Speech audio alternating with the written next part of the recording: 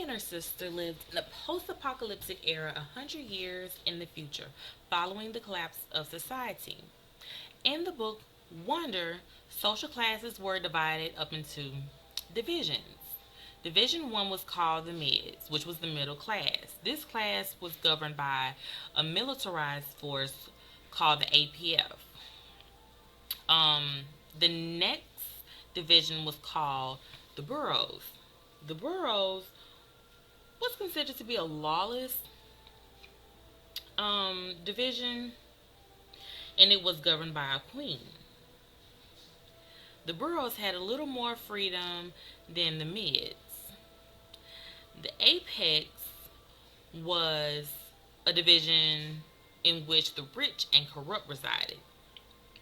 Now, there was another area, and it was called the ruins. It was a vacant area that was destroyed by natural disasters. The mids really resented the apex for their corruption and influence over their area. They created many rules and restrictions on the mids, which caused them to become stagnant in their social class. So there was many and much suffering for the mids, unlike the middle class of today. One thing I found extremely cool in this story was the mention of eradication of sexual transmitted diseases. I, for one, sure hope that 100 years from now there will be no more STDs. Another interesting fact was there was a mention of Ivy Park. And if you know anything about anything, you know about Beyonce's clothing line called Ivy Park. Well, the mid had no access to musical devices like we have today. In fact, it was prohibited for them to even have access to these particular devices. Now, in the boroughs, they had access to musical devices and a little bit more freedoms, which you'll see more once you read the book. The boroughs, in fact, was considered to be a utopia of some sorts compared to the mid. Now that you got that tidbit of background in regards to the book, let's get into the love interest because this is a romantic book. The love interest was between Allie and Maddox.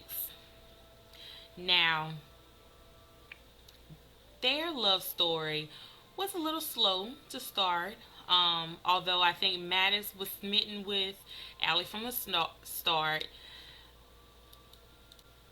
Allie had a little more convincing to be done on her part. Now, when they first met, it was due to Allie trying to rescue her sister. And she came into a confrontation with these two guys, I believe. And she wound up hitting one of these guys in the face, but another one took her down. Well, guess who swooped in to save her? Maddox. As the relationship progressed, Maddox was convinced that he found himself a good girl. He was convinced that she was such a good girl that she hadn't slept with anyone before. But that wasn't the case for Allie. She stated that she'd been with someone in high school. It's my opinion that he continued to believe that she was a virgin up until he entered her. Now, one of the sexiest things that happened in the book was when Maddox washed her hair. I think that there's nothing more intimate and sweet and precious than a guy really catering to his woman. Later on in the story, there was a betrayal of some sorts between Chess, which was a close friend of Maddox, and himself.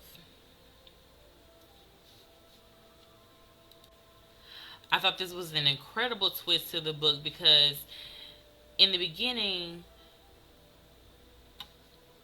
Maddox really talked about how he trusts Chess and their friendship. This goes to show you that you can't always trust those who are the closest to you. People you think are your friends may have some self serving agenda that may dismantle your expectations of a friendship. Ruby was the queen of the burrows. And to say the story take place 100 years in the future, the weapon of her choice was a sword. And she called her followers, the men who were her guards, so to speak, she called them knights. This story made it very clear that technology wasn't readily accessible, although there were some relics from the past that were possessed in the borough. One would think guns were mentioned a little bit more in the book, but there wasn't. The military, of course, had guns. Maddox had a gun, but the queen herself really didn't talk too much about guns or even using guns in the story.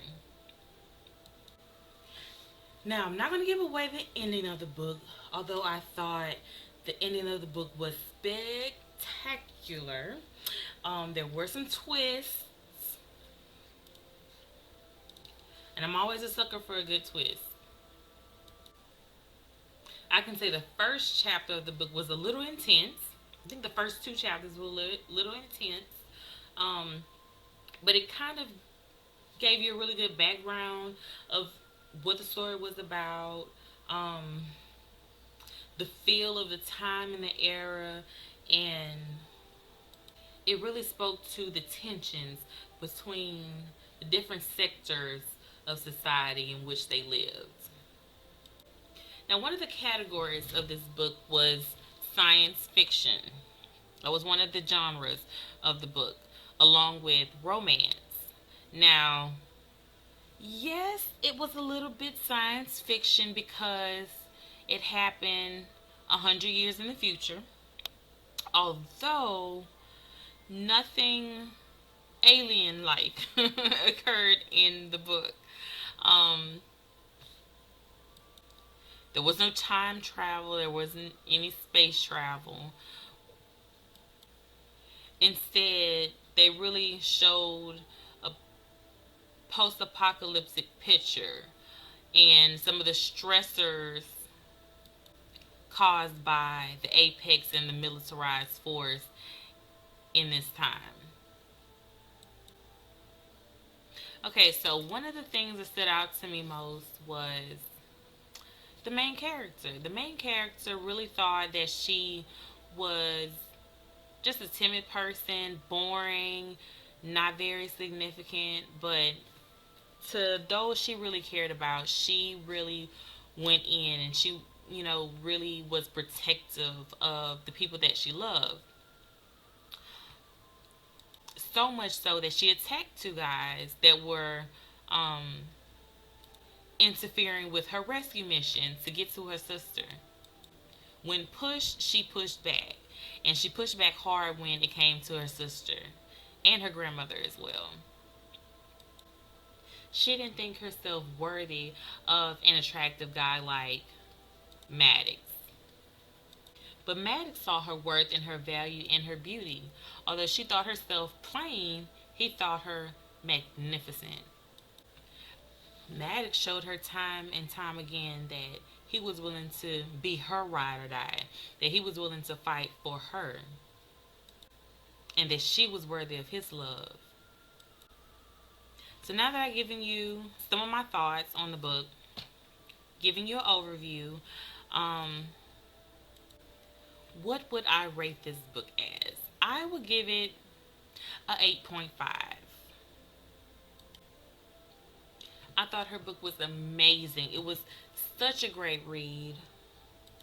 The reason I gave her an 8.5 in this book was because some of her books were better to me. It was an easier read, which means it flowed a little bit better. In the beginning, I think it could have been organized a little bit better, but overall, as the book progressed, I think it got better and better and better. So that's the reason why I had to give it an 8.5. But overall, I really enjoyed the book. I had a great experience in reading it. I also had the opportunity to reflect on the current crisis of today as it relates to global warming and so many things changing in our atmosphere as it relates to the abuse we have just been putting on our earth for centuries now. One thing I can really take away from this book is the awareness of it all as it relates to global warming. If we don't get our act together, 100 years from now, our children will have to pay the prices. Our great grandchildren and our grandchildren will have to pay the price. Our great grandchildren, our great grandchildren will have to deal with cataclysmic events affecting their everyday life in the future if we don't get our act together today. So I want to thank Christina C. Jones for creating such an amazing book that really showcased her imagination and her creativity.